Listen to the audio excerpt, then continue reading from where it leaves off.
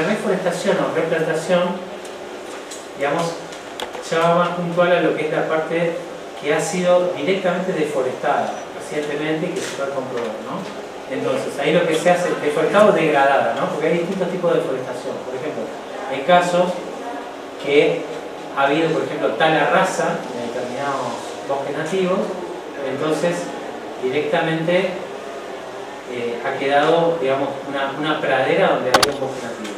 Otra opción puede ser la tala por rodales, ¿no? ¿Qué significa esto? Que se van en una selva o en un bosque, se van eligiendo distintos especímenes arbóreos, ¿sí? Y se hace una tala selectiva. ¿Esto qué es lo que hace? No deja de desaparecer el bosque original, pero sí su densidad arbórea cambia, ¿sí? y su composición también. Va teniendo especímenes más jóvenes, menos densos, ¿sí? Y se termina degradando. Esto lo que hace es también que impacta negativamente en la biodiversidad que habita ese lugar. Por eso hay una diferencia bastante grande en la restauración de ecosistemas con respecto a lo que es la plantación de monocultivo de determinadas especies de explotación maderera, ¿sí? No sé si han tenido oportunidad de ir a alguna plantación forestal maderera, pero bueno, la primera vez que yo fui, en mi caso a Misiones, donde allí desarrollamos un proyecto, claro, a lo lejos cuando venía en el auto, en la camioneta, llegando, digo, bueno, este bosque está súper verde, se veía un bosque hermoso de lejos, verde, muy interesante, pero cuando uno llega al lugar y empieza a caminar ese bosque, se encuentra que son palos muy largos, altos, prácticamente 100 ramas, con una copa verde arriba, el suelo absolutamente marrón, todo seco. En este caso era Biotis, yo había ido a ver esta presentación, y los árboles plantados en hilera, uno tras otro, equidistantes, sinceramente me dio una sensación de un cementerio, un cementerio verde, ¿no? Y caminaba por ahí abajo y una de las cosas que noté era que había un silencio tremendo, no se escuchaba ni un pájaro, ni animales, ni nada. Cuando me cruzo a la vereda de enfrente, porque realmente era un camino, un sendero, y de la mano de enfrente era la parte que no había sido replantada, que había sido degradada, pero estaba original. Bueno, tuve que entrar con machete, digamos, y el ruido de insectos, animales y pájaros era completamente diferente. Uno tenía que estar mirando muy bien dónde pisaba, porque el terreno era irregular. Bueno, la biodiversidad que invadía, que picaban los mosquitos, los bichos, las arañas que caminaban. Y ahí es donde uno dice, ah, claro, esto es biodiversidad. Esto otro es una plantación verde, ¿no? Entonces, bueno, por ahí hago la diferenciación porque, digamos, un árbol es una máquina natural de absorción de carbono maravillosa que, dependiendo de las especies, toma aproximadamente 1,5 kg de gases de efecto invernadero y en conjunto con los nutrientes del suelo, el agua y el proceso de fotosíntesis lo encapsula generando aproximadamente 1 kg de madera. Estoy dando una información en general, esto puede variar según la especie, las especies de madera más duras absorben más y lo tienen más, pero como para ponerla en panorama. Entonces es muy bueno plantar un árbol, desde luego, pero también es muy interesante ver dónde, cuándo y cómo, ¿no? Y qué especie. Porque muchas veces cuando plantamos una especie exótica en un bosque nativo, lo que estamos haciendo es dañando el ecosistema sin saberlo, tratando de repararlo, pero con una especie que no es del lugar. Muchas veces, como ha pasado en otros rubros, digamos, se han implantado especies, tal vez animales o vegetales, para compensar o traer por diversión, ¿no? Qué lindo que es este cerdito de no sé qué, o esto que lo traigo de tal lado, y después termina siendo una plaga, ¿no? Bueno, hay que estudiar muy bien ese tipo de casos. Sin extenderme demasiado, pero bueno, la diferenciación entre lo que es un cultivo que absorbe carbono, por supuesto, de lo que es una regeneración o reforestación nativa donde se involucran muchos más factores y que hay mucho más servicio ecosistémico en juego. Después, bueno, está lo que es Red Plus, ¿no? Que es una iniciativa diseñada para lo que es la mitigación de carbono, pensando en la preservación y gestión de los bosques actuales que estén en peligro de deforestación. Entonces, ahí lo que se contempla es la deforestación evitada. Bueno, por último también algo muy interesante que está creciendo bastante en el último tiempo es la protección de ecosistemas costeros y marinos, lo que se llama carbono azul, que también es eliminación de carbono, perdón, en el anterior es reducción de carbono, porque ¿qué pasa? Ahí me saqué una parte que es bastante interesante. Cuando al árbol lo talamos, ¿sí? Y la madera empieza a esto que absorbió durante años carbono, empieza a liberarlo paulatinamente. Depende del uso que se le dé a la madera, que esté encapsulada por mucho tiempo, la liberación va a ser mucho más lenta, ¿sí? Pero si por ejemplo eso se usa para una determinada explotación o se deja ahí tirado a la intemperie, ese árbol va a liberar todo ese carbono que absorbió durante años de una manera rapidísima otra vez a la atmósfera. Entonces, ¿qué pasa? La protección de estos bosques es una reducción de carbono por deforestación evitada, ¿sí? Porque recuerden, una vez que cortamos un árbol, lo que estamos es no solo privando al ecosistema de todos los beneficios ecosistémicos, ¿no? Sino que a su vez estamos privando de esta máquina maravillosa de la naturaleza que absorbe carbono. Una vez que la cortamos, deja de absorber carbono y empieza a liberar carbono, ¿sí? Entonces, bueno, imagínense el impacto. Bueno, sin irme muy lejos, la protección de ecosistemas costeros y marinos, bueno, se ha estudiado que también los manglares, ciertos pastos marinos, como pueden ser las algas, tienen una absorción muy importante. Así que ahí tenemos también una oportunidad de secuestro de carbono, de soluciones basadas en la naturaleza, muy interesante para hacer. Bueno, perdón si me fui un poco largo, ¿no? Después, si quieren, podemos hacer algunas preguntas. Bueno, ¿qué son las soluciones basadas en la tecnología? Son créditos de carbono, que son proyectos o estrategias que avanzan con métodos científicos y tecnologías para lo que es reducir las emisiones de carbono. Uno de los más conocidos son las energías, por eso puse acá una imagen, las energías verdes, ¿sí? O renovables, que son fuentes de energía que no impactan negativamente en el planeta y que reemplazan a fuentes de energía que utilizan combustibles fósiles, por ejemplo, ¿no? Sabemos que gran parte de la energía eléctrica se sigue produciendo con plantas de carbono, plantas de otro tipo. Entonces, por eso es muy interesante la posibilidad de ver diversos sectores industriales, energéticos y agrícolas que puedan de alguna manera implicar en su desarrollo y la implementación de estos programas en los cuales puedan certificar crédito de carbono a través del uso de la tecnología.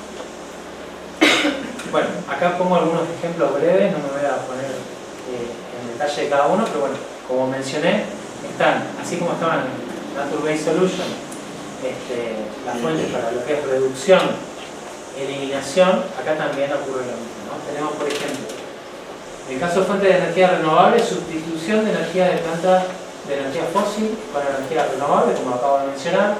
En el caso de captura, la almacenación y almacenamiento de carbono, tenemos, por ejemplo, procesos industriales de reservorios geológicos, por ejemplo.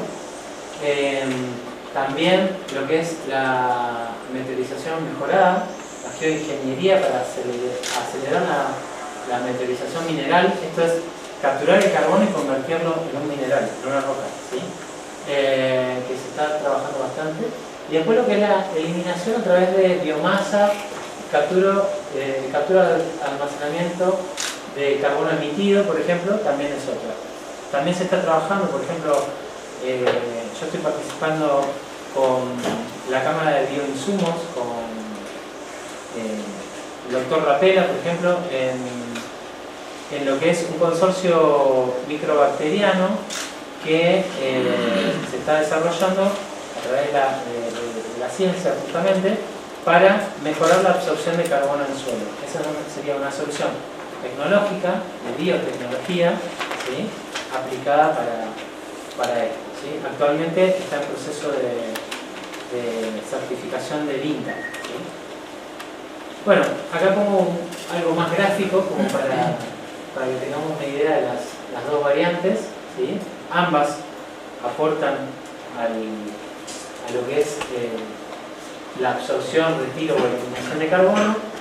Tenemos algunas ventajas y desventajas en ambos casos, ¿sí? Y bueno, acá les paso un repaso rápido como para que veamos un poquito de cada uno, ¿no? Lo basado en la naturaleza, bueno, el costo-efectividad es, digamos, es mayor, ¿sí? Tenemos soluciones de aforestación, por ejemplo, que requieren menos inversión, ¿sí? Tienen una alta absorción, la reforestación también, y se le puede aplicar ciertas tecnologías, ¿sí? Como incluso la que hablamos de bioinsumos. También tenemos el caso, acá tenemos presente a alguien que está con el tema de siembra por drones, ¿no? Y tecnología de drones. Hay muchas tecnologías que se pueden aplicar acá que hacen la velocidad, hacen a que sea más rápida y mejor la parte de reforestación, pero siempre basado en la naturaleza. Después, bueno, tenemos fuertes co-beneficios. ¿Por qué? Porque más allá de la captura de carbono, como habíamos mencionado, tenemos también todo lo que es la promoción de biodiversidad, la mejora de calidad de agua, del cielo, del aire, fortalecimiento de la salud, del suelo, digamos, tiene otros co-beneficios muy importantes. ¿Cuál es una de las desventajas grandes que tiene?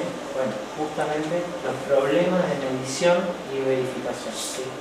Evaluar y verificar el carbono almacenado por los bosques no es una tarea fácil, ¿sí? Lleva un proceso muy largo de auditoría, en la cual yo más temprano comenté varios actores que participan de eso.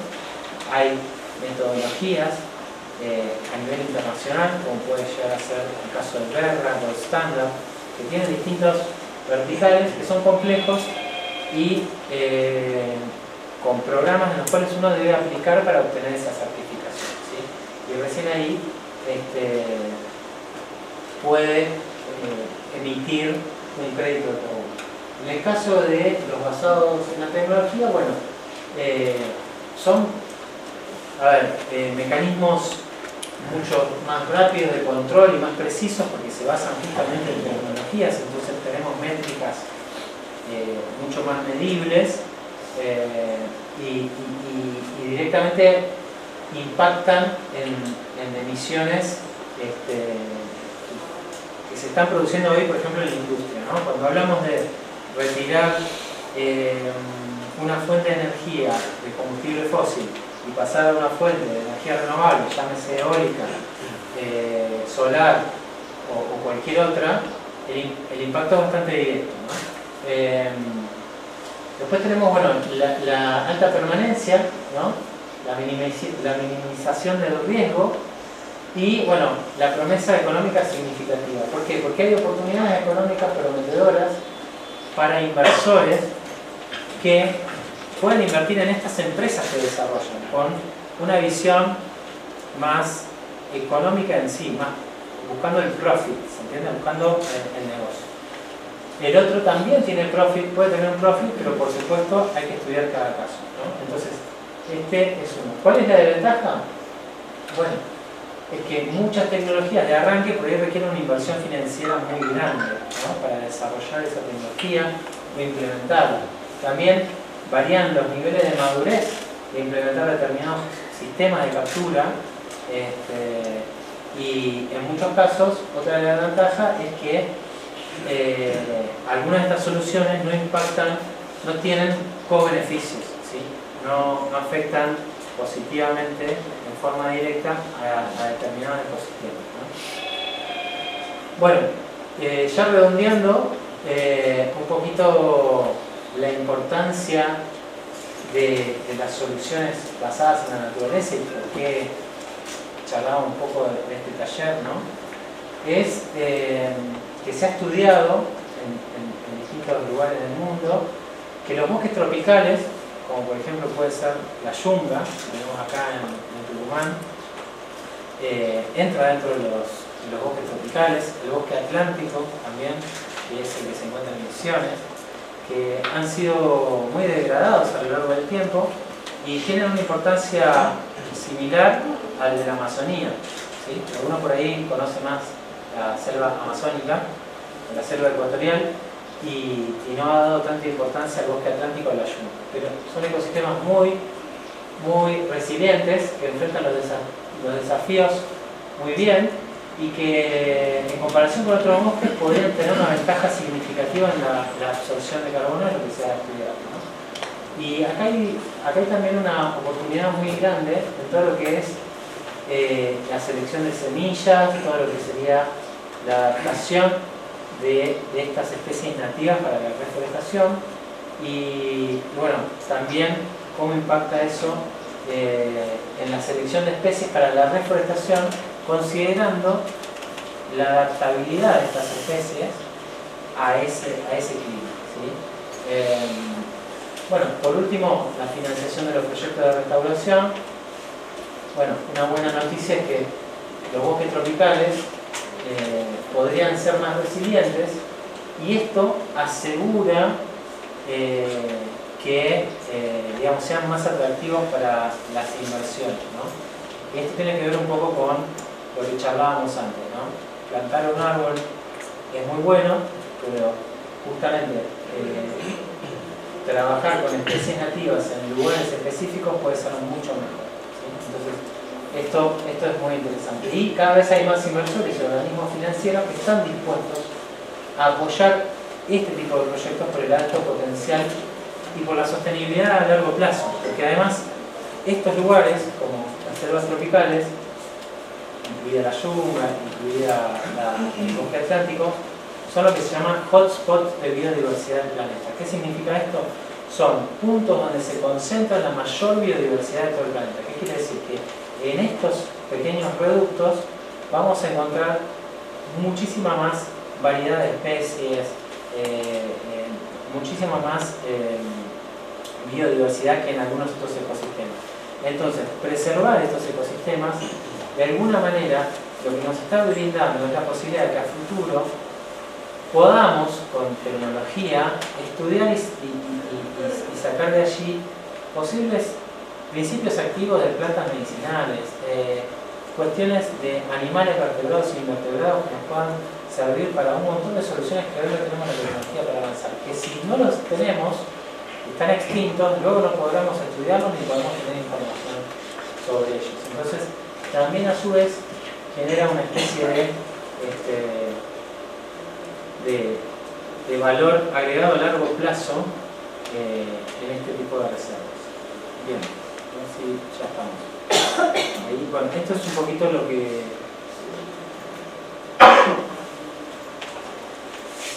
quería presentarles respecto a la parte de bosques. Si quieren, abrimos preguntas para que podamos charlar y conversar y lo que ustedes quieran.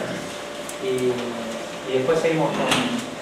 Bueno, ¿te parece? Sí, sería interesante, no sé qué opinan, cómo convencemos al privado que tiene bosque, que tiene cerro, que no hagamos una tala y que aguantemos y guardemos los árboles. ¿Cómo convencemos que yo tengo un campo de 200 hectáreas, no saque mis árboles para poner soja, para poner otro tipo de productos y que aguante los árboles que tenemos ahí? Tenemos que llegar al público para que no empecemos a talar, aunque tenga buena madera. Claro. Bueno, ahí hay que estudiar el caso de cada campo en particular, pero en principio, digamos, todo lo que son créditos de carbono pueden emular la rentabilidad de la explotación maderera, ¿sí? Dependiendo del tipo de madera. Y, por supuesto, en pequeña escala, todo el tema de certificación es algo costoso para afrontar en campos pequeños con pocas hectáreas, ¿no? Pero hay casos de éxito, por ejemplo en el caso de la India, Malasia, en el cual han armado conglomerados de distintos pequeños productores y han conformado, digamos, un grupo y han llegado a juntar 25 o 30.000 hectáreas con varios productores y han presentado proyectos que no solo tienen un impacto ambiental, sino que también tienen un impacto social, ¿sí? Y de biodiversidad. Y esto hace que la calidad de ese crédito de carbono tenga un mayor valor. Entonces, es un mercado de volumen, es cierto. Yo, la verdad que me puedo poner a hacer un proyecto de certificar crédito de carbono para lo que tengan en el fondo de la casa, pero digamos, seguramente me va a salir más caro de lo que pueda generar. Entonces, pero uniendo un grupo de productores se puede trabajar eso, ¿no? Y después, bueno, otro tema interesante de la industria maderera en particular es que tiene muchos costos también. A ver, ¿no? Mantener una industria maderera tiene maquinaria, mano de obra, tiene un montón de riesgos, porque es una tarea peligrosa. Digamos, yo en Misiones he tenido la posibilidad de ver resultados de mucha gente que trabajaba, incluso poblaciones nativas que trabajaban de la tala, ¿sí? En predios forestales, y no solo lo que es el choque, ¿no? Cultural y de idiosincrasia de tener que talar este espacio nativo que tanto las culturas originales protegían, sino que a su vez también, en ese caso, incluso en culturas criollas, de la peligrosidad del trabajo, accidentes de trabajo, gente amputada realmente, que han tenido muchos problemas, y eso también le ha trasladado los problemas a los dueños de los campos. Entonces, yo creo que este tipo de actividades tiene, en ese sentido, puede llegar a tener una rentabilidad similar, pero con un grado de riesgo para las personas diferente, ¿no? Y incluso se puede reconvertir ciertas tareas de esta gente que venía talando, venía trabajando en la madera, para que justamente trabaje en viveros, en reforestación, en custodia, en parques, ser guardaparques. Se puede trabajar también en proyectos de turismo sustentable, ¿sí? Para que conozcan, o volunturismo también. Así que creo que esas podrían llegar a ser soluciones alternativas para aquella persona que tiene una producción maderera y que hoy está pensando en otra oportunidad de negocio, ¿no? Se arma un consorcio de vecinos que tienen los campos, que tienen los bosques, para que tengan muchas hectáreas. ¿Dónde voy a que me certifiquen los bonos? ¿Y dónde voy después? Yo ya tengo los bonos. ¿Dónde voy con esos bonos para que se me convierta en efectivo, porque podemos dividir con los propietarios de los campos? Perfecto. Si quieren voy a mostrarles una diapositiva que presenté hoy, porque justo tiene que ver con este tema. Vamos a ver acá.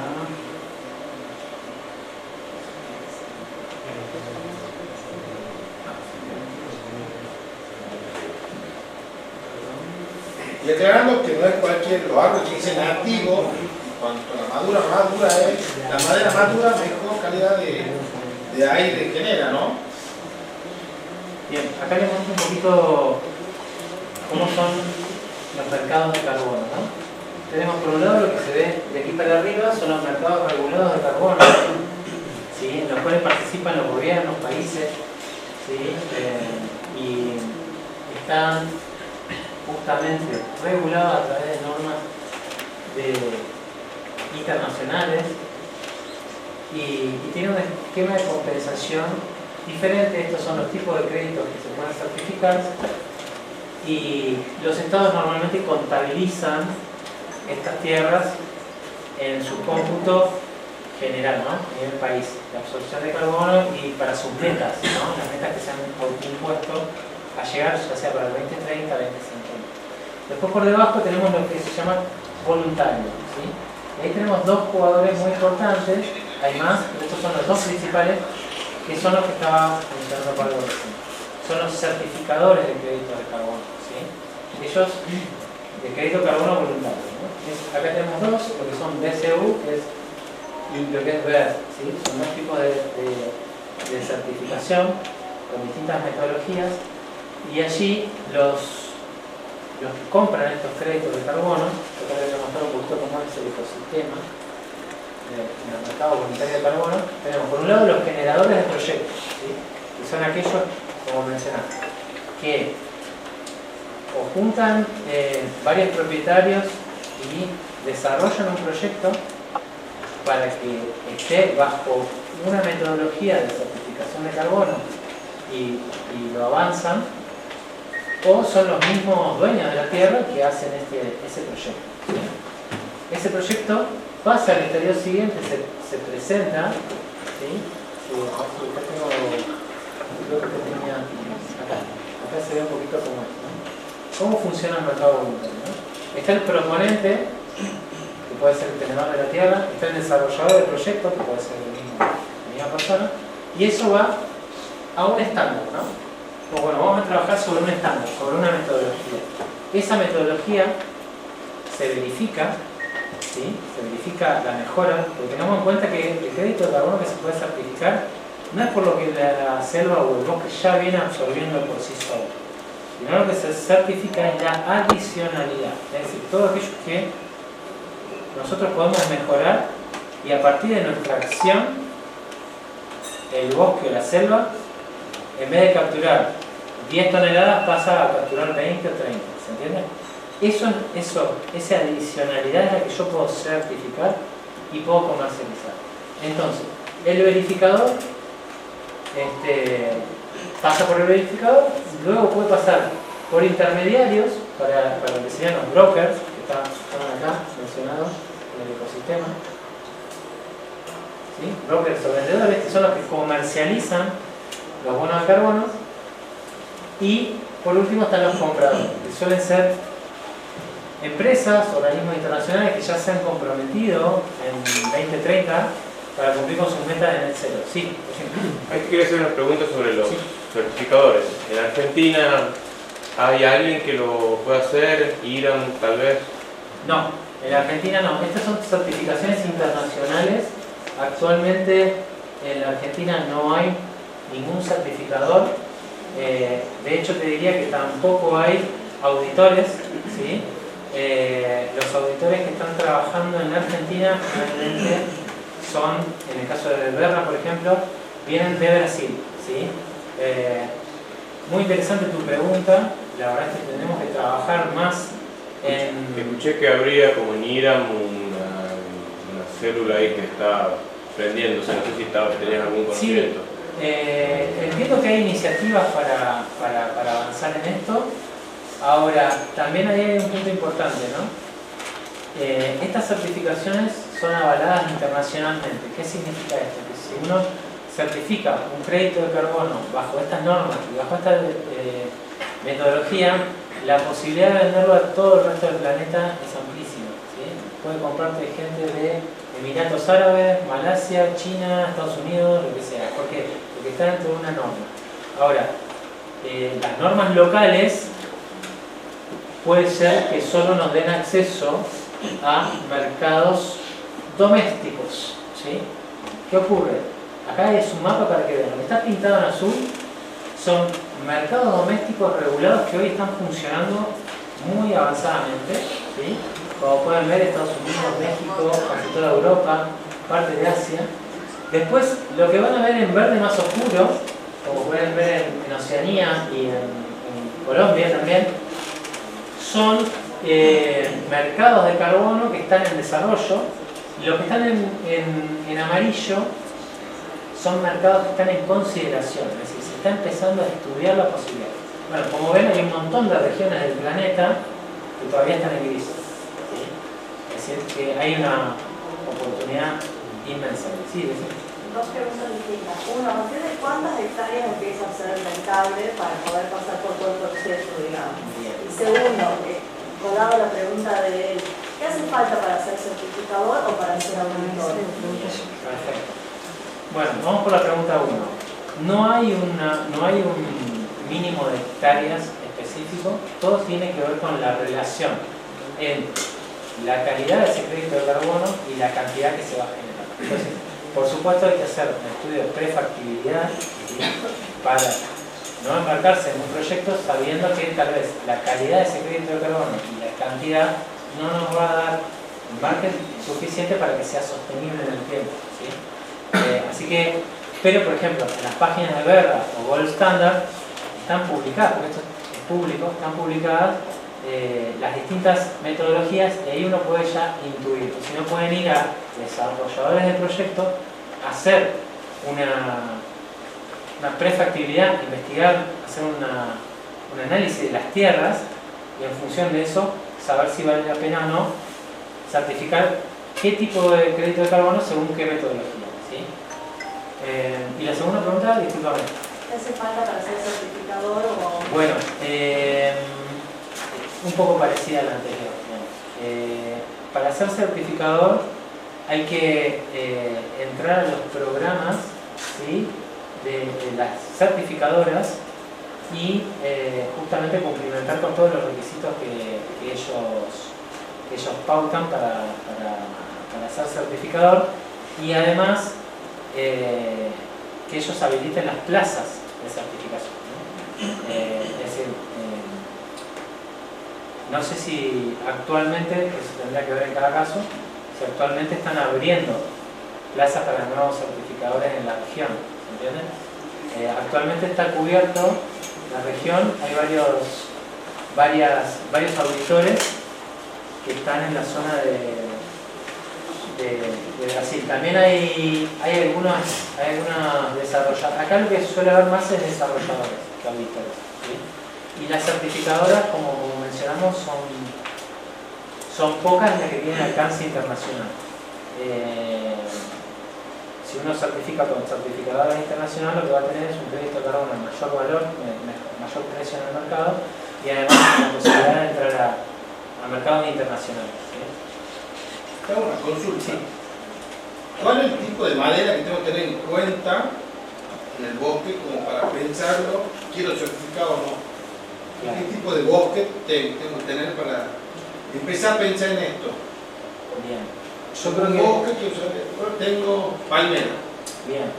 Técnicamente, a ver, no es que haya una madera por sobre otra en particular, yo creo que tiene que ver más que todo en el conjunto del proyecto y en la metodología. Sí sabemos que, por supuesto, determinadas especies absorben más carbono que otras, pero como esto, por ejemplo, en el caso de las basadas en la naturaleza, como esto se enfoca en los servicios ecosistémicos que esto genera, no se contempla solamente una especie individual de árbol que se plante, sino que se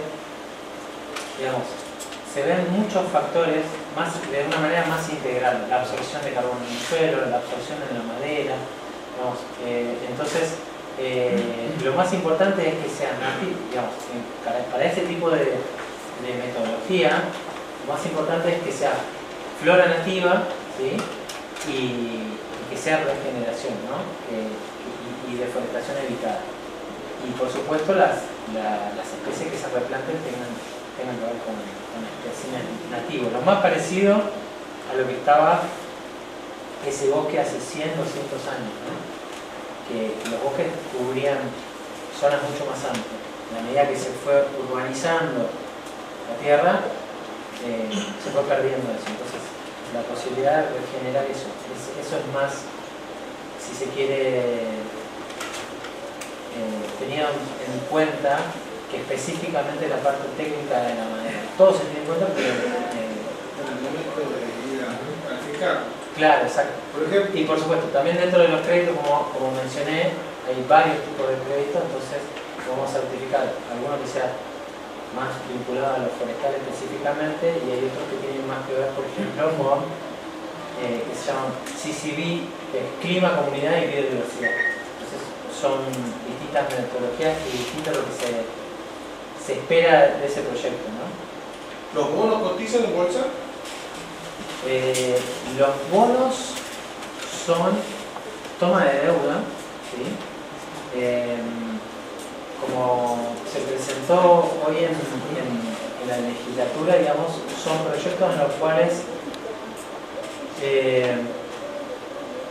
yo planteo el proyecto que quiero realizar y emito un bono pues, a través de la CNB o a través de los bancos, como estaba Nori Galicia, como AFI mencionando, planteo un proyecto, yo emito esa deuda, ellos colocan, los bancos colocan la deuda a los fondos y los inversores, que son los que negocian y tradean este tipo de instrumentos financieros, y yo con esos fondos lo que hago es financiar proyectos de impacto social o medioambiental, ¿sí?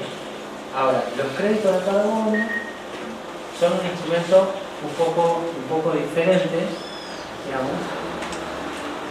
Tienen un mercado regulado y un mercado que no está regulado, que es el mercado voluntario, en el cual hay una oferta y demanda.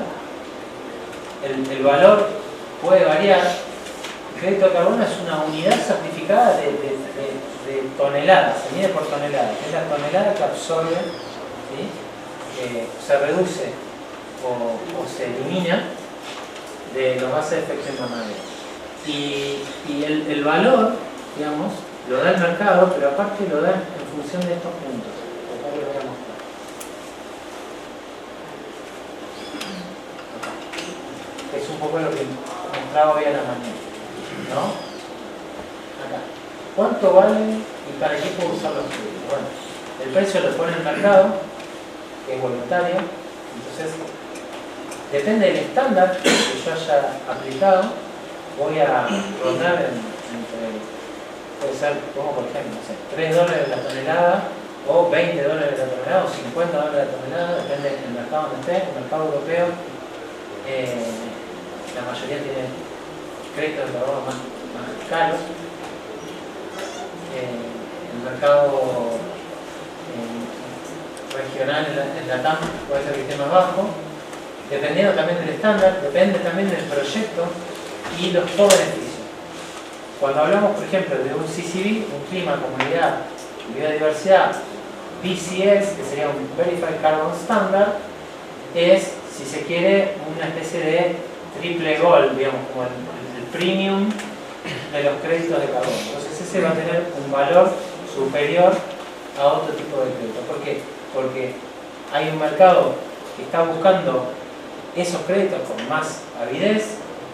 El estándar es muy alto, lograr esas certificaciones es difícil, ¿sí? Es una metodología muy exhaustiva, lleva tiempo. Los proyectos suelen ser complejos, tienen muchas aristas y los co-beneficios son muy grandes.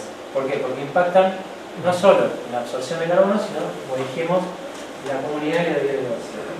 Entonces, esos créditos tienen un valor en el mercado mucho más alto que otros. Después, bueno, el uso, por supuesto, va a estar la cancelación voluntaria, que es las empresas que quieren compensar su huella, individuos, gobiernos, cualquiera de ellos puede ser que lo compre para usar y aplicar, ¿no?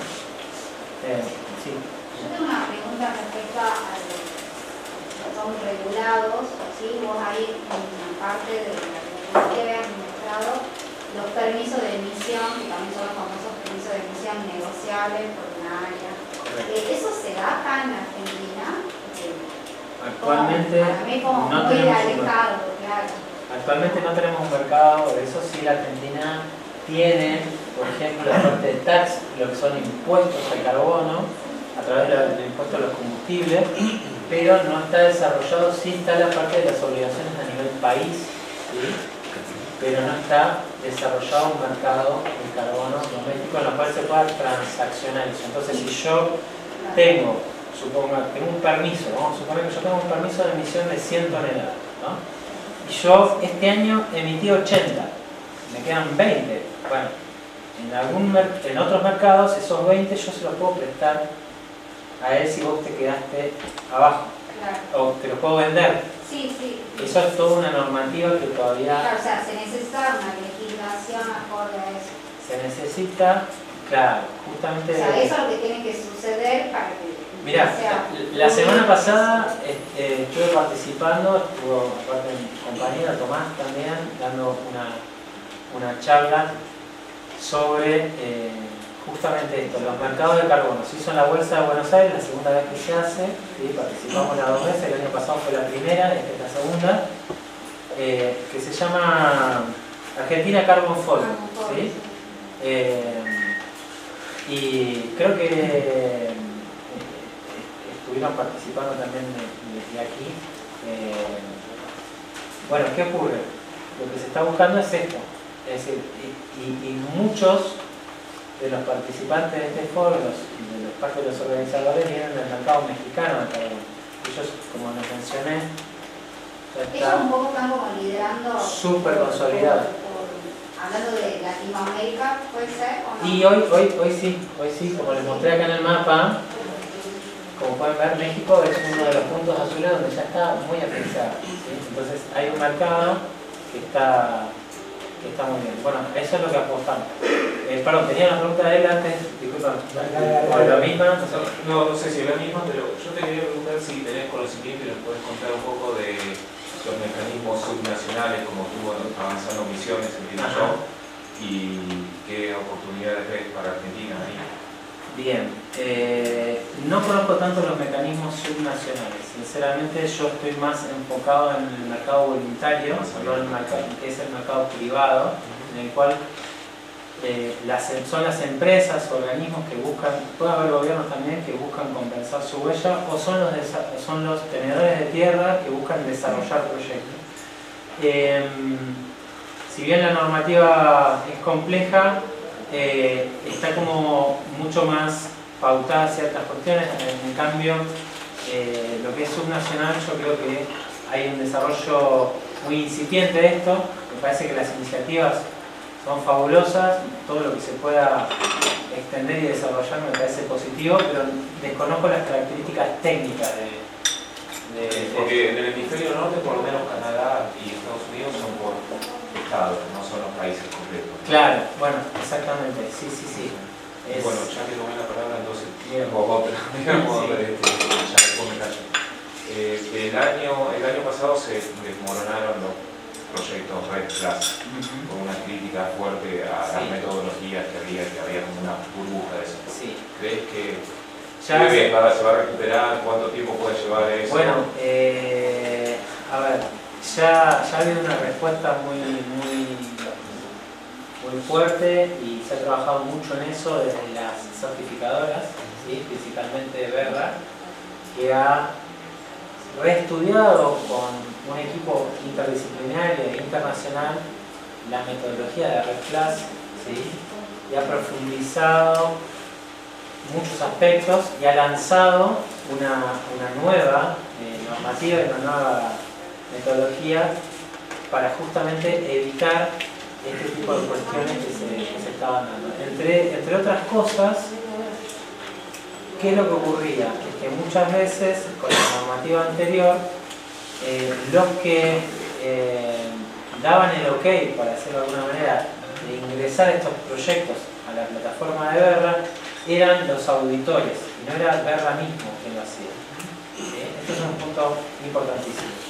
Entonces, en ese sentido, Verra y Gold Standard se vieron afectados por esto, porque por ahí ingresaron algunos proyectos en los cuales tal vez no estaban del todo estudiados y ellos no eran los que estaban con el ojo detrás de eso, ¿sí? El escenario de deforestación no era realista. Exacto. Ahora Verra sí, primero los ve Verra, se da el ok y después los sigue el auditor. Yo creo que eso cambia bastante, ¿sí? Además de que se han ayornado muchas metodologías, le han implementado más tecnología, ¿sí? De monitoreo, de un montón de cosas. Entonces yo creo que, como todo, esto va a pasar, obviamente, esta crisis respecto de esos créditos puntuales,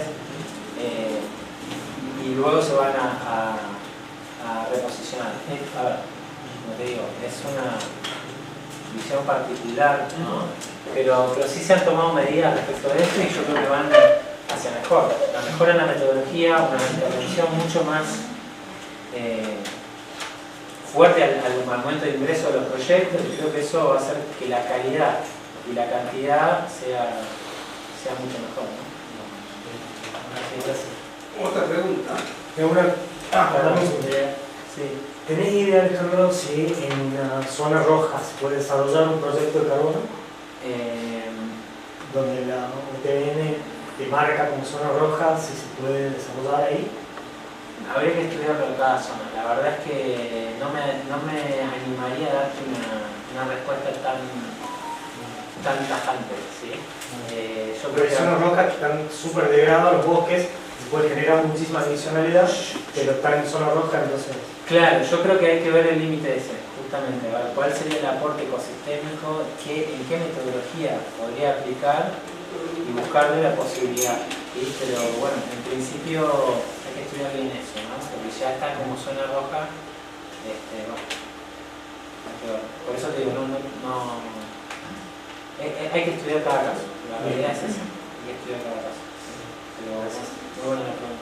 Un productor de compost o mandante de compost puede generar bono verde. Yo creo que, mira, hay una metodología que está apuntada a la parte de residuos, ¿sí? a la generación, a la emisión de crédito de carbono por carbono retirado, eliminado o encapsulado en proyectos de residuos. Yo creo que sí, que habría que estudiar de vuelta el caso puntual, el alcance que tiene, el impacto que genera y la medición, ¿no? Si entra dentro de esa metodología para poder medir. A ver, de vuelta, estamos hablando de certificación, ¿no? Para mencionar, ¿no? Digamos, si yo certifico ISO 9000 y pico, no es lo mismo que certifico IRAM no sé cuánto. Son dos metodologías distintas, entonces, y dos estándares distintos. ¿Es mejor, es peor, es bueno, es malo? Son metodologías diferentes, entonces hay que encontrar, digamos, los proyectos que encajen con esas metodologías, o bueno, o en todo caso, que es lo más difícil, lo más largo en el tiempo, proponer una metodología para algo nuevo que esté comprobado, que absorbe el carbono de una manera interesante y decir, bueno, a ver, como surgió con el carbono azul, ¿no? Lo que estamos hablando. Se estudió, hay muchos papers, muchos estudios científicos en los cuales dicen que los pastos marinos, las algas, absorben mucho carbono, está comprobado, y bueno, de ahí es donde se empieza a desarrollar todo lo que es el carbono azul. Y lo contrario, no tengo como empezar a desarrollar una metodología, ¿no? Entonces, me parece que va un poco por ahí. Yo creo que en la situación actual, la recomendación es primero conocer cuáles son las verticales en las cuales se está trabajando, ¿no? Soluciones basadas en la naturaleza, soluciones basadas en la tecnología.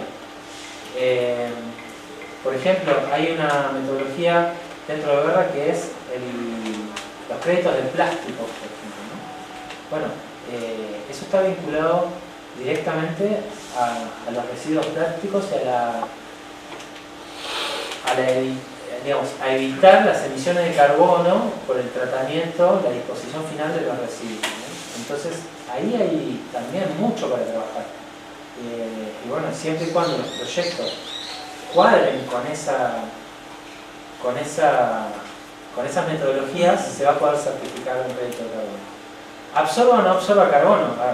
Eso, por ejemplo, vos podés estar trabajando con compost y estar absorbiendo un montón de carbono que lo podés comprobar internamente con métodos propios o a lo sumo, como está haciendo en el caso de lo que mencioné del bioinsumo, se está certificando con INTA para este consorcio microbacteriano que actúa en el suelo y mejora la absorción en el suelo.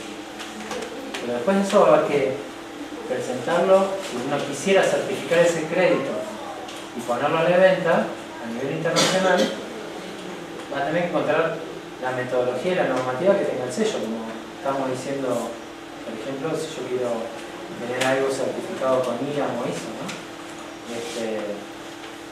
Esto no significa que absorba menos o más carbono, sino que está dentro de un marco que te da esa validación.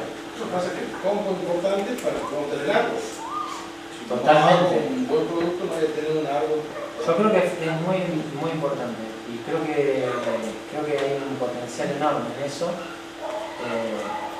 Habría que bueno, habría que estudiar si uno quisiera certificar ese crédito de carbono y luego colocarlo para la venta de las compañías, habría que tratar de enmarcar todos los procesos que se hacen en el compost para que cuadren con alguna metodología existente, en el caso de Berra o Gold Standard, y de esa manera poder hacerlo.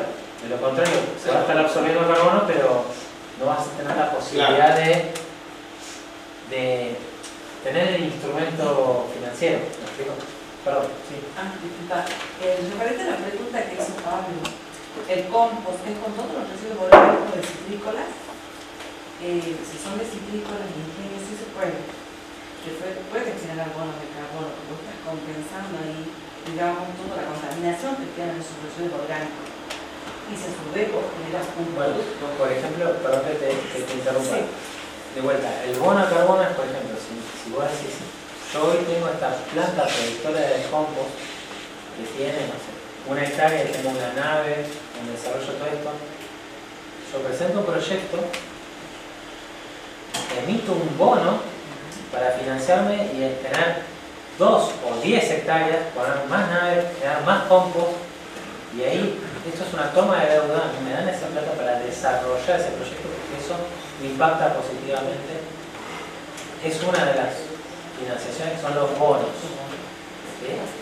La otra, que es la que estábamos mencionando, es un crédito. ¿Qué significa? Que ahí lo que se mide es la tonelada absorbida por esa metodología. Entonces, uno es como un antes y el otro es un después. No sé si me explico. Uno es decir, yo presento, puede ser con un caso de éxito, ¿no? Es decir, bueno, tengo el MVP, un producto mínimo viable, de decir, bueno, acá yo genero compost por tantas toneladas, pero esto yo lo puedo ampliar y tener un impacto positivo, social, medioambiental, porque voy a generar puestos de trabajo, voy a generar abonos, fertilizantes para la industria, cualquier industria agrícola, de manera natural y sustentable. Entonces, para esto emito un bono a través de los bancos, ¿sí? Articulo todo eso, me financio, desarrollo ese proyecto, ¿sí? Y luego, si depende de la tasa, devolveré, con lo que me genera, devolveré ese crédito, o algunos serán, como le dicen, ANR, aportes no remunerativos, no van a tener que devolverlo. Eso dependiendo de cada programa, ¿no? Pero ahí sí se podría hacer. En el otro caso, es diferente. Yo desarrollo, veo la metodología, ¿sí? Voy a poner acá un poquito los pasos. Lo tengo un poquito por acá. A ver si lo puedo. Acá. ¿Cómo cumplo los requisitos cuando estamos, ¿no? Bueno, lo primero que tengo que hacer, paso 1, condiciones de aplicabilidad de la metodología. Lo primero, lo que yo estoy haciendo, ¿aplica en alguna metodología que ya esté certificada o que me dé la certificación? Bueno, si aplica, perfecto. Paso a lo siguiente. Veo, desarrollo el proyecto y veo los límites, los alcances de ese proyecto. Después paso al punto 3, que sería, establezco una línea de base. Hoy la situación es esto, saco una radiografía, ¿sí? Este proceso absorbe tanta cantidad de carbono. Con lo que yo estoy haciendo, va a mejorar en tanto, ¿sí? Entonces, ahí es donde está el concepto de adicionalidad. Y ahí es lo que yo voy a poder certificar. Y después, el paso 4, se cuantifican las emisiones antes y después, las absorciones, y ahí es donde se puede certificar ese crédito de carbono por la adicionalidad. ¿Sí? Después, por supuesto, viene un plan de monitoreo para que esto continúe en el tiempo, ¿sí? Y los planes son a muy largo plazo. Generalmente estos proyectos están pensados en plazos de 20, 30, 50 años, ¿sí? Es decir, no es, hoy hago un desarrollo de crédito de carbono, este año hago eso y bueno, no sé, el crédito de carbono bajó un poquito en el mercado, entonces no, talemos todo y volvamos a la madera de vuelta porque me deja más rinde. Bueno, no es de esa manera, ¿sí? Entonces, lo pongo en ejemplo de forestación, ¿no? Sí. ¿Qué tan complejo es el procedimiento para la certificación en cuanto a la metodología? Sí. No en detalle, ¿no? Pero digo, ¿en Bastante- qué consiste bastante la complejo. certificación metodológicamente? Bastante complejo porque miren, acá hay un poquito del ciclo del proyecto, ¿no? Que no voy a entrar a detallar cada paso, pero bueno, como verán tiene muchos pasos. Los proyectos, y como mencioné, tienen varios actores, de vuelta un poquito acá. Desde el principio de la generación del proyecto, en principio, si yo no soy el generador del proyecto, tengo que contratar a alguien que genere el proyecto. Después, tenemos los estándares de certificaciones, ¿no? y las verificaciones, que eso tiene un costo, ¿sí? Que actualmente son costos altos. Por eso también la importancia de qué tipo de crédito voy a hacer, de qué calidad va a ser y el volumen que voy a hacer para ver si es viable o no es viable. Entonces, en ese sentido, tenemos distintas metodologías y distintos procesos. Pueden, a ver, una certificación de crédito de carbono puede estar en los 18 meses en adelante, 24, 36 meses, dependiendo de la complejidad del proyecto, el estándar de certificación que se eligió. Obviamente, de más está decir, cuanto más complejo es el proyecto, mayor impacto tiene, la certificación va a ser más exhaustiva, la metodología va a ser más exhaustiva, pero también la compensación es que ese crédito de carbono tiene un valor muy superior y el acceso a los mercados internacionales va a ser mucho más fácil. ¿Sí? Entonces, cada vez hay más compradores que van a buscar eso. Entonces, te diría que hay una demanda insatisfecha de compensación de carbono de créditos de alta calidad, porque la gran mayoría de muchos de los proyectos que hay, y por eso también estaba la Red Plus, eran proyectos medio de baja calidad, bueno, entonces se han hecho más rigurosas las Armar los nichos en el mercado.